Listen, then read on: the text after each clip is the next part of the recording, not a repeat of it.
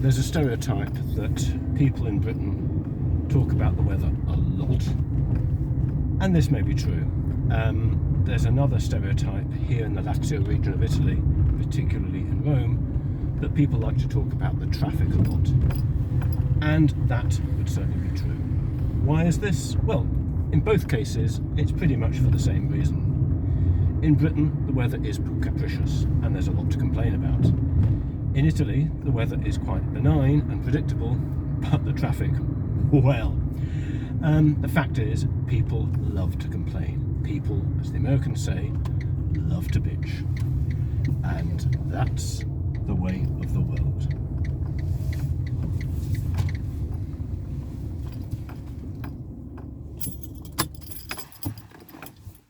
But why is this? People sometimes ask me, what period of history would you most like to live in? And my reply is very simple. Well, either now or after now.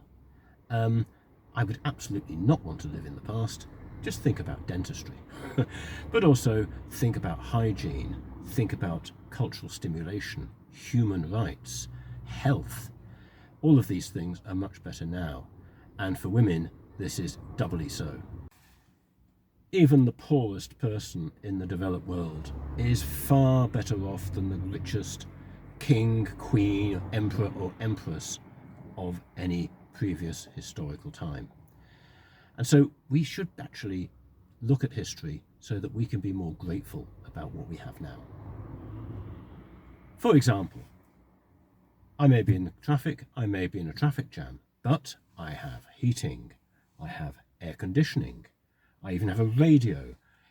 The environment I'm in is sheltered from the elements. Historically, I might have been riding a horse and cart, sitting on a hard bench with a horse in front of me that might be bad-tempered, it might be skittish, it might be flatulent, and I'm sitting right behind it and taking in all the wonderful perfume. And we complain about transport today? There are a number of technological changes which were real game changers in human development. We can go right back in time to 12,000 years ago with the first agricultural communities and the first cities. About 7,000 years ago with the development or the evolution of writing and money at more or less the same time. There's no coincidence there. In modern times, it's quite clear that electricity and the internet were enormous game changers. But I, like many others, would say that the development of the railways as a precursor to the development of cheap travel was one of the biggest game changers in human history. Where did it all start? So why rail and not road? To answer this question, let's look at someone who is often described as the father of the railways. No, I don't mean George Stephenson. We need to go back more than 20 years earlier. And this person is Richard Trevithick, often known as Big Dick. No sniggering at the back there. He was called Big Dick because he was 6 foot 2 inches tall, or 1 metre 88. Pretty tall for someone born in 1771. At the beginning of the 1800s, Richard Trevithick was a Cornish mine captain, what we today would call a mining engineer. And he was not happy with the steam engines he and all miners were forced to use for all their activities of the mine. Engines pumped out water, brought up the tin or copper, transported the miners up and down into the shafts. The trouble was that all steam engines were static and worked at low pressure. If you wanted more power, you had to build a bigger engine. These engines had been developed by the Scottish engineer James Watt, and then he teamed up with the canny Birmingham businessman Matthew Boulton. The company of Boulton and Watt had the patent and basically the world monopoly for steam engines, and they were the only suppliers around and charged very high prices. 1800, Boulton and Watt's patent expired, and so did their monopoly. In effect, Richard Trevithick got straight into developing high-pressure steam engines. He'd actually started before the patents expired, and he had a rather relaxed attitude to the law, shall we say, as did most people in Cornwall. It was a pretty wild place in those days. So he started with static engines that, being high pressure, could produce a lot more power. but he dreamt of them being able to move themselves to the work under their own power, under their own steam, as it were. James Watt was disgusted by Trevithick's idea, and he actually claimed that Trevithick should be hanged for wanting to develop high-pressure steam, because effectively high pressure, over 100 pounds per square inch in a boiler, is a bomb. But Trevithick worked around that with safety valves that would let off steam once they reached a certain pressure. His first idea was to develop vehicles for the roads, and here are a couple of examples. First that you can see here was known as the Puffing Devil, and it was a prototype. It worked quite well with a crew of 3 over short distances, but the tiny wheels made it a very, very bumpy and inefficient ride. He was left, after one particular jaunt, he left the vehicle outside a pub and they went in to celebrate. Neglecting the vehicle, all the water in the boiler evaporated and it exploded. But he moved on to greater things. Here we have the London Carriage, which effectively was the first bus. The big wheels were to cope with the potholed and bumpy roads, but again, it never really caught on because the range was low and so on. And so he realised that railway was the answer. Rail tracks had been around for a long time, particularly in mining areas. Horses pulled coal, tin, etc. from the mines to ports for export and had been doing so for many centuries. The advantage of rail is that the horse could pull approximately, at least 4 times more weight on a rail track or on a tramway, as they are called, than they could on the road. This improved efficiency enormously. So Richard Trevithick went on to produce 2 steam locomotives which were ran on rails. One in South Wales, which worked very well until the weight of the locomotive broke the rails, and another in Shropshire that you can see here. Well, it's a replica of the steam locomotive at the Blist Hill Open Air Museum in Shropshire, well worth visiting. The problem was that Trevithick was ahead of its time both in terms of economic demand and in terms of technology. Locomotives had to grip the rails, and they needed to be heavy to do that. And being heavy, they cracked the cast iron rails. It was George Stephenson in the northeast of England who solved this problem some 20 years later. The northeastern counties of England, counties like Northumberland and Durham, had, since medieval times, been providing coal to large parts of England. Coal was shipped from the ports on the northeast coast to England down to London by ship. This region, like Birmingham and other hotbeds of innovation, were the kind of Silicon Valleys of the early 19th century, with loads of ideas flying around. Stephenson's solution was, instead of using simple cast iron rails, cast iron is brittle, he used wrought iron, or worked iron rails. In other words, iron that had been rolled or hammered.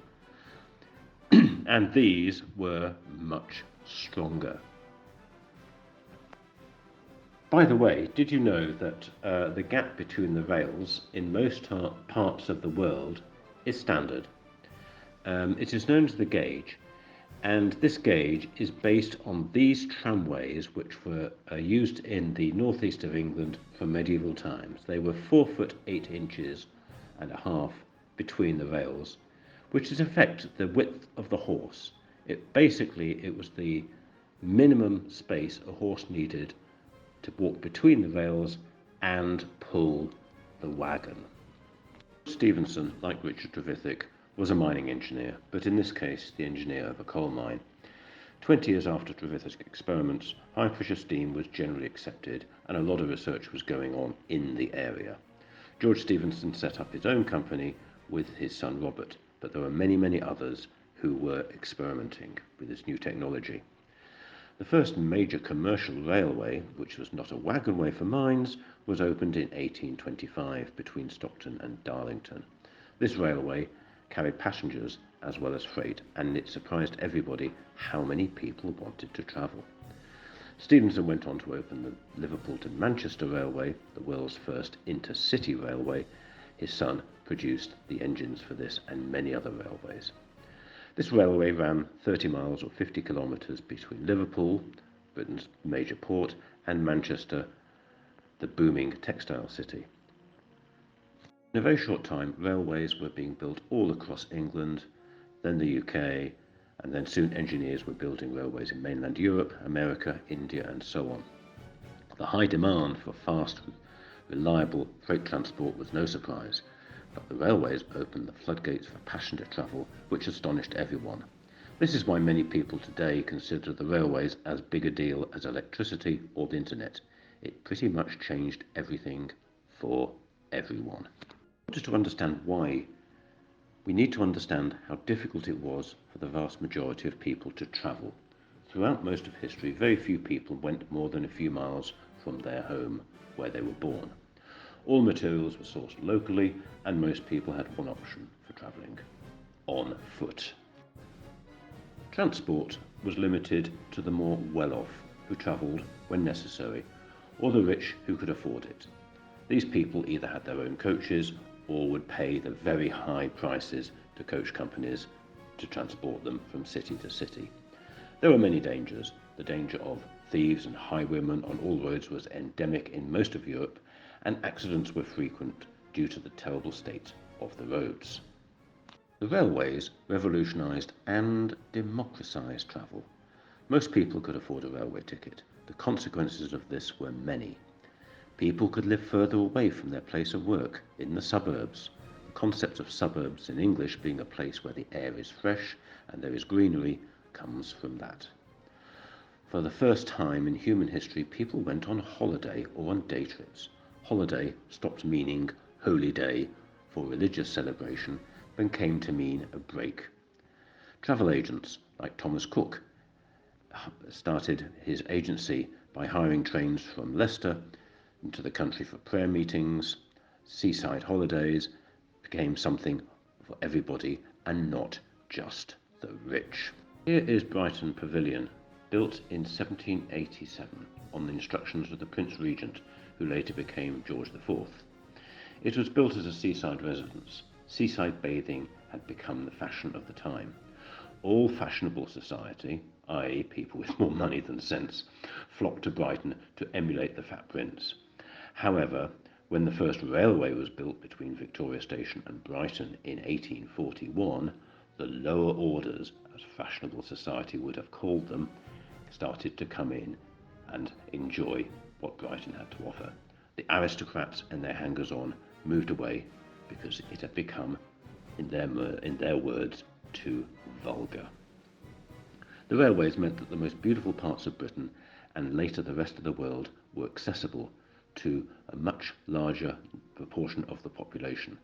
This was much to the disgust of the privileged classes, and romantic poets like William Wordsworth, probably one of the worst snobs in history. Professional football and other sports became big business and accessible to all. Before the railways, it was not really practical for a team to play another team a long distance away from where they were. But now they could travel to other cities very quickly, and more importantly, thousands of their fans could travel as well. All modern sports became internationally codified thanks to the railways. Products became national. Regions specialized in different food types. This food became accessible to anyone with money to buy it, because it could be transported with the railway anywhere. Fast food was born. Fish and chips spread around the country. Despite being an island, most of the inhabitants of mainland Britain had never seen the sea before trains appeared. Likewise, few people could have eaten seafood before the trains came along. Cows disappeared from city centres. Cows had always been kept in city centres, as it was the only way for people to have milk that was even nearly fresh. And refrigerated trains from the outside could bring this product into the cities, and the health benefits were enormous. The list of all the benefits and the changes was massive. For the first time, we could say that the country became a really united country, and not just Britain, but every other country in the world that adopted the railways. The birth of the railways ushered in a new age. It wasn't a perfect age, but it was certainly better than what people had had before. The birth of the car and cheap air travel are just an extension of the rail revolution. It opened up the world to everyone. Not perfectly for sure, but it was better than before.